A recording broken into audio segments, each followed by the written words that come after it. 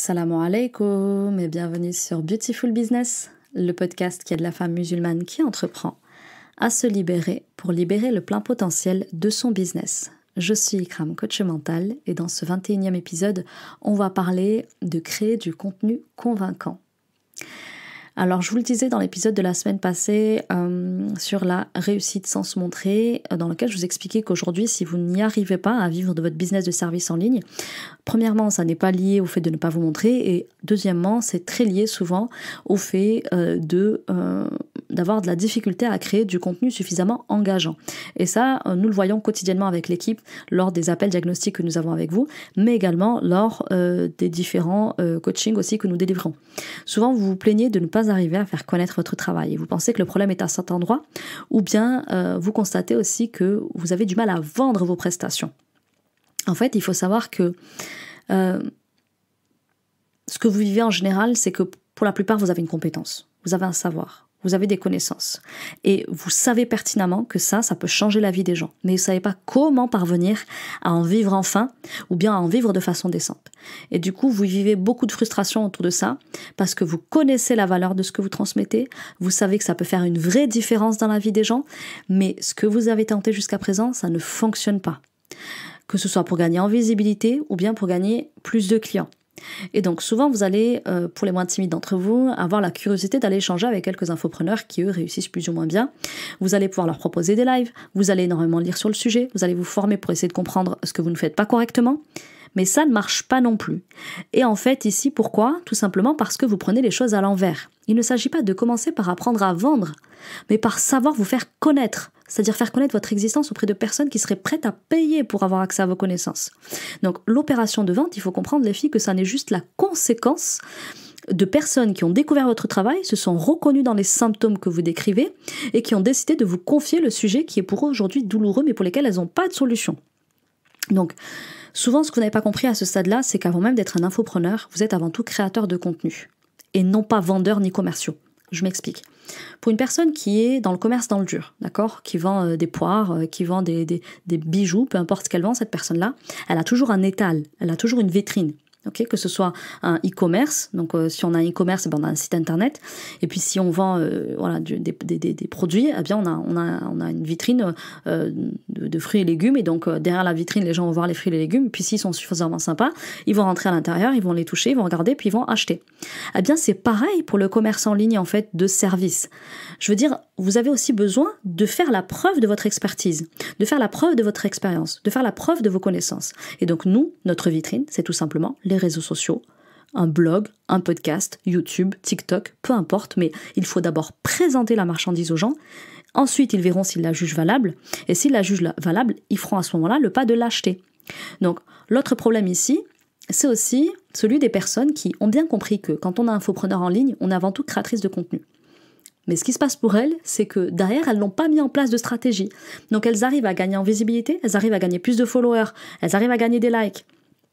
Elles arrivent à avoir des gens qui interagissent avec leur contenu, mais derrière, il y a 0 vente qui tombe. Et ça, je peux vous dire, c'est pas un cas d'école parce que j'en ai plein. Mon coaching, il regorge de personnes qui sont capables aussi d'aller chercher de la visibilité et de l'engagement, mais qui ne savent pas derrière vendre. Pourquoi ? Parce que c'est dépourvu de stratégie de vente derrière.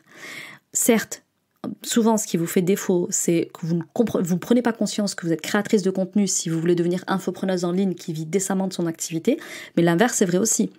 C'est-à-dire qu'il y en a, elles ont compris qu'il fallait d'abord être créatrice de contenu avant de pouvoir encaisser en tant qu'infopreneur, mais elles se sont arrêtées à l'étape créatrice de contenu. Mais on n'est pas là pour avoir des likes, ni des followers. On est là pour créer une audience de prospects qui sont capables de devenir clients. Donc, il va falloir ici conjuguer de multiples identités. La première, celle de créatrice de contenu. La seconde, celle d'infopreneuse, donc d'entrepreneur en ligne.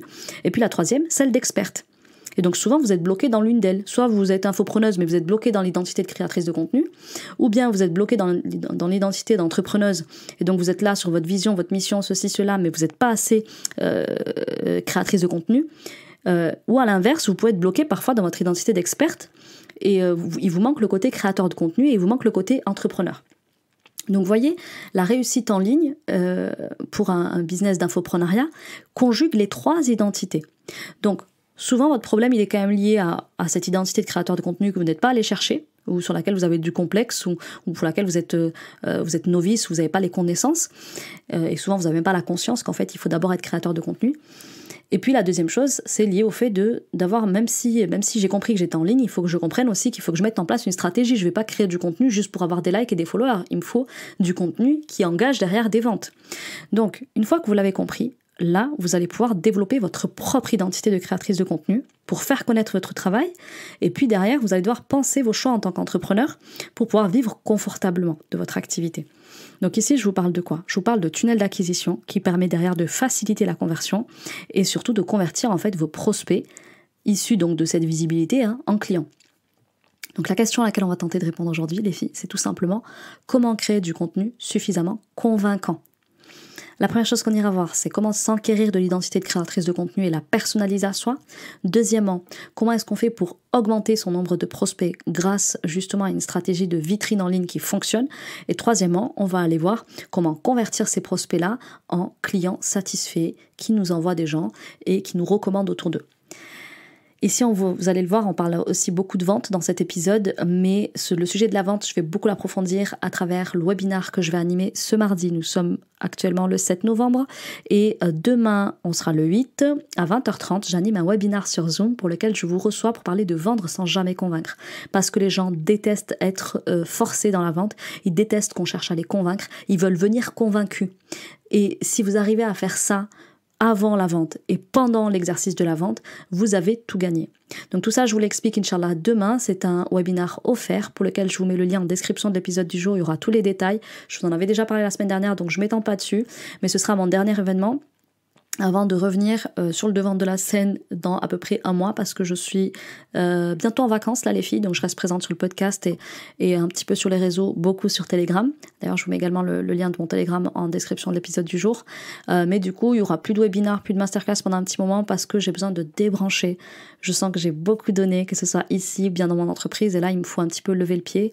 Donc comme je m'éclipse bientôt, j'ai décidé de vous donner un beau contenu avant de partir et puis après je reviendrai très vite Inch'Allah. Donc commençons avec l'identité de créatrice de contenu.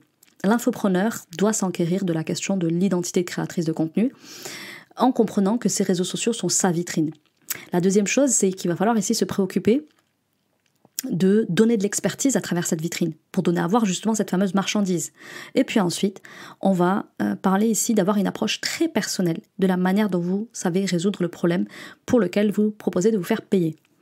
Première chose, choisir votre vitrine. Vous ne pouvez rien vendre sans vitrine. Ça, je pense que vous l'avez compris. Une fois qu'on a dit ça, il faut savoir qu'il y a plusieurs choix de vitrine. Vous pouvez exposer votre travail à différents endroits. Maintenant, il faut savoir où vos clients idéaux, à vous, passent leur temps.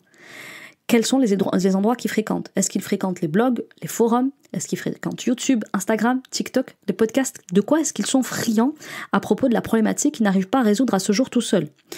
Choisissez de préférence la plateforme sur laquelle il y a le plus de trafic. N'allez pas sur une plateforme qui n'a pas énormément de trafic et sur laquelle vous aurez du mal à exposer votre contenu à du monde puisque du coup vous aurez plus de mal à convertir, c'est évident.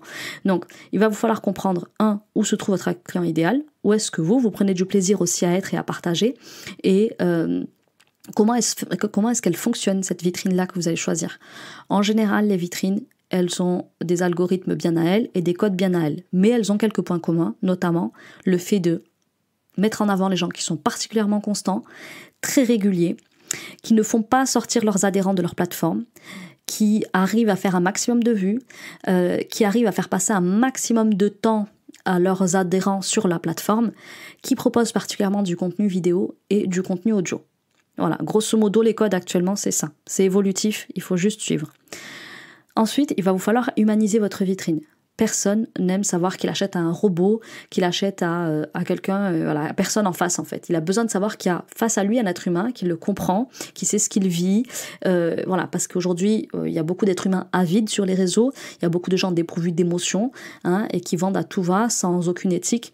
Donc on a besoin de sentir un petit peu de chaleur humaine sur votre compte. On va avoir besoin que votre compte il dégage un certain caractère, qu'il dégage des valeurs, qu'il soit attaché à une mission. On a besoin de sentir qu'il y a quelqu'un derrière qui parle avec amour de son métier, qu'il en parle aussi avec passion.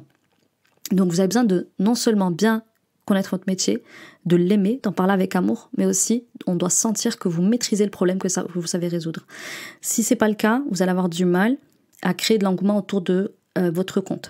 Votre compte doit également contenir certains mots-clés, un certain champ lexical. Saïd Hamzil vous en parlait dans le live qu'on a fait samedi ensemble. D'ailleurs, il va rester en ligne encore une dizaine de jours. Ensuite, je vais le supprimer. Je garde jamais mes lives. Donc, à vous d'être réactifs pour le visionner de replay. Et donc, dedans, il vous disait, avant même de vous lancer dans l'aventure des réseaux sociaux, packager une offre, etc., trouvez le champ lexical autour duquel vous allez articuler votre communication. Donc, vous devez utiliser des mots-clés. Vous devez utiliser des valeurs fortes. Vous devez parler de choses dans lesquelles votre client idéal va forcément se reconnaître et venir à vous. Une fois que vous avez fait ça, l'autre point, ça va être de savoir vous différencier. Les réseaux sociaux regorgent d'infopreneurs qui aujourd'hui utilisent ces plateformes qui sont gratuites pour se faire connaître, parce que l'autre solution, vous le savez, c'est de faire de la publicité. Soit j'utilise des plateformes qui sont gratuites et qui sont mises à disposition et pour lesquelles il y a juste des algorithmes et des codes à connaître, soit vous passez par la publicité, mais là, ça vous coûte de l'argent. Donc aujourd'hui, les gens, ils commencent par les réseaux sociaux parce que ça coûte 0 €. Donc, vous devez avoir un positionnement clair sur les réseaux parce que nous sommes nombreux. Par exemple, je vois trop de femmes qui accompagnent dans la parentalité, mais elles sont toutes sur la parentalité positive et bienveillante. Elles sont toutes sur le Montessori. Non, vous êtes trop nombreuses les filles. Moi, j'ai plein d'élèves qui accompagnent en parentalité et pour qui ça fonctionne, mais on leur donne un positionnement clair, précis et surtout différencié sur les réseaux. Donc, par exemple, c'est la parentalité intuitive. Par exemple, vous proposez d'accompagner les mamans à développer une parentalité spirituelle, une approche spirituelle de la parentalité. Peut-être aussi que vous voulez accompagner les mamans à développer une approche non punitive de la parentalité. Je dis n'importe quoi, mais peu importe, vous devez comprendre l'idée derrière. Moi, par exemple, pour me faire connaître et me démarquer sur les réseaux sociaux, avec mon business actuel, j'ai décidé de me positionner comme étant la seule mindset coach qui propose du mindset business pour les femmes musulmanes qui entreprennent selon une approche psycho-spirituelle. Et ça, vous ne trouvez pas sur le marché, ça n'existe actuellement pas. Et c'est comme ça que je me suis fait connaître aussi avec Beautiful Mindset et que j'ai pu en arriver là. Donc, démarquez-vous dans votre positionnement. Démarquez-vous aussi visuellement avec un jeu de couleurs et d'images et d'univers. Démarquez-vous aussi sur le plan des sons, avec des formats aussi. En tout cas, ce qu'il faut, c'est que vous suscitiez de la nouveauté, parce que la nouveauté crée de l'intérêt et crée de la curiosité. Donc aujourd'hui, ce qu'il faut savoir, c'est que ce qui fonctionne bien, c'est l'aspect visuel et l'aspect auditif. Donc c'est pour ça que je vous disais d'ailleurs précédemment que le format vidéo et le format audio fonctionnent bien. Donc YouTube et podcast, autant vous dire que dans les années à venir, ça va encore plus exploser. Vous avez tout intérêt à utiliser ces plateformes, notamment en canal de nurturing. Mais je vous en parle pas tout de suite, j'en parle un petit peu plus tard dans l'épisode. Donc une fois que vous avez choisi la bonne vitrine, une fois que vous avez humanisé cette vitrine. Une fois que vous êtes différencié sur cette vitrine pour sortir, pour tirer votre épingle du jeu, eh bien, il va falloir vous inquiéter de la question d'avoir une audience à qui soumettre votre expertise en vue de la leur vendre. Et là, je vais vous parler de contenu de découverte. Ouais, une fois que vous êtes approprié votre identité à vous de créatrice de contenu, il va falloir créer un canal de découverte à travers cette vitrine-là.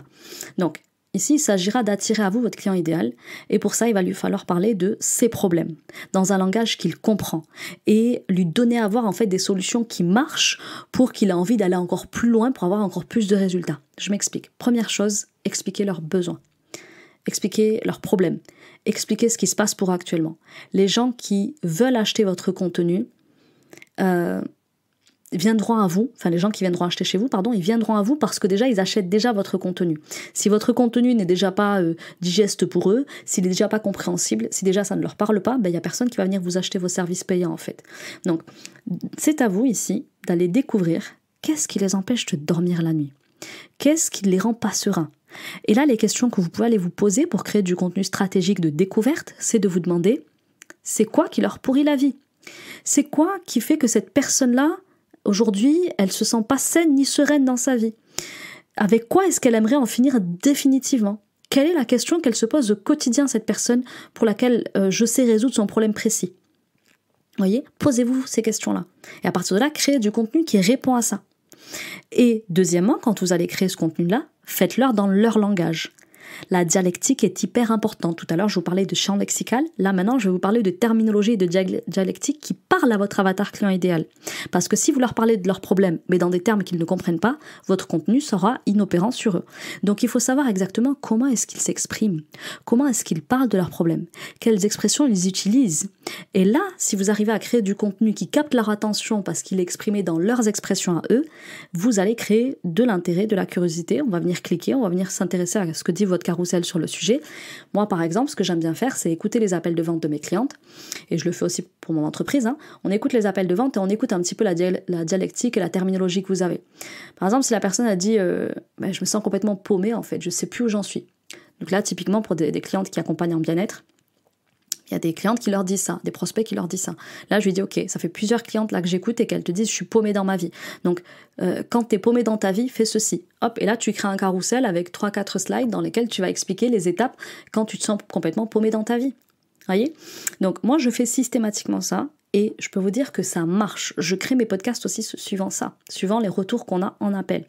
Donc, soyez toujours au fait de comment est-ce qu'ils en parlent parce que c'est à cet endroit-là que vous allez pouvoir faire la différence au niveau contenu et les attirer en leur parlant leur langage. Et là, ils vont s'attarder sur vous, sur ce que vous dites, l'analyse que vous en faites et comment est-ce que vous le réglez. Troisièmement, je vais vous parler de leur donner une première trousse de secours. D'accord ? Là, si vous leur parlez juste de leurs problèmes dans leur langage, mais que vous ne leur donnez pas des solutions, ils vont très vite vous fuir. Donc, attirez-les en leur parlant de leurs problèmes dans leur langage et en leur donnant un premier niveau d'analyse avec une trousse de secours pour pallier au plus urgent. Là, il faut leur donner de quoi tester. Je m'explique tout à l'heure, je vous donnais l'exemple de business dans le dur. Une personne qui vend des fruits, des légumes, on a toujours la possibilité de goûter sa banane, on a toujours la possibilité de goûter les framboises qu'elle vend. Et si on aime bien la framboise, on en achète. Moi, j'ai fait ça il y a 15 jours sur un étalage avec des figues. J'ai demandé si je pouvais goûter. Ah bah c'est super, c'est bon, j'ai kiffé la marchandise, j'en prends un petit kilo, ou un demi-kilo, peu importe. Donc ici, il va falloir donner à voir, il va falloir leur faire goûter votre expertise et votre niveau d'excellence dans votre domaine. Donc, ils vont devoir tester ce que vous valez. Et pour ça, il va falloir très vite qu'ils puissent s'apercevoir que vous faites une différence dans leur vie. Donc si vous leur donnez une première trousse de secours qui crée déjà des changements dans leur vie, qui leur permet de voir leur monde différemment, qui permettent d'appréhender les choses d'une autre façon, qui permettent d'avoir déjà un gap entre qui ils étaient avant de vous découvrir et qui ils sont maintenant en consommant juste votre contenu gratuit, eh bien là, vous allez pouvoir en faire des prospects matures, des prospects mûrs à qui vous pourrez vendre derrière peut-être même du high ticket, ce qu'on appelle du haut de gamme. Et donc là, justement, il y a un gap entre le fait de leur vendre votre contenu gratuit et leur vendre derrière un coaching payant. Ça va être de leur proposer du contenu de nurturing. Qu'est-ce que j'appelle le contenu de nurturing ? Une fois que votre avatar client idéal, il vous a découvert, il est rentré dans votre écosystème. Moi, j'appelle ça un écosystème. Il entre dans votre écosystème, il baigne un petit peu dans votre environnement, il se met à écouter vos podcasts, à suivre vos contenus, il commence à être très vite accro, tous les jours, il vient vous demander des petits conseils, etc. Là, il va falloir lui sortir le grand jeu, avec un canal, avec une vitrine d'entretien plus élevé. Donc, il doit y avoir une stratégie de découverte de votre travail, de votre expertise, et puis il doit y avoir un contenu qui qualifie encore plus. Après la trousse de premiers soins, clairement, vous proposez quoi ? Eh bien, il faut élever le game, parce que derrière, si vous voulez proposer notamment du haut de gamme, il va falloir que vous proposiez du contenu de niveau haut de gamme. Donc, une fois que, par exemple, vous avez expliqué les 3 astuces pour moins procrastiner, donnez-leur les clés qui leur permettront de ne plus faire de choses pour lesquelles ils auront l'envie de procrastiner, pour lesquels ils auront carrément de la motivation et de l'inspiration. Donc qu'est-ce que je veux dire par là ? C'est qu'une trousse de premiers soins, ça ressemble à comment ne plus, comment arrêter de, comment en finir avec. Okay ? C'est ne plus, ne pas, arrêter de. Donc ici, on donne de quoi couper le symptôme dérangeant, qui nous gratte, qui nous inconforte. Le niveau de contenu, par contre, d'élévation de conscience, là, on va plus parler des causes. Comment facilement faire ceci ? Comment arriver à devenir cela ? Comment déterminer la meilleure façon pour vous deux ? Là, on est dans la profondeur. Là, on est dans le combat du mal à la racine. C'est-à-dire que là, on ne cherche pas à leur faire arrêter d'eux, mais on les aide à devenir la personne qui est capable de faire ceci ou cela. Vous voyez ? On est déjà dans quelque chose de transformationnel avant même l'achat. Ce qui va inconsciemment, commencer à produire l'acte d'achat dans la tête de la personne. Okay ?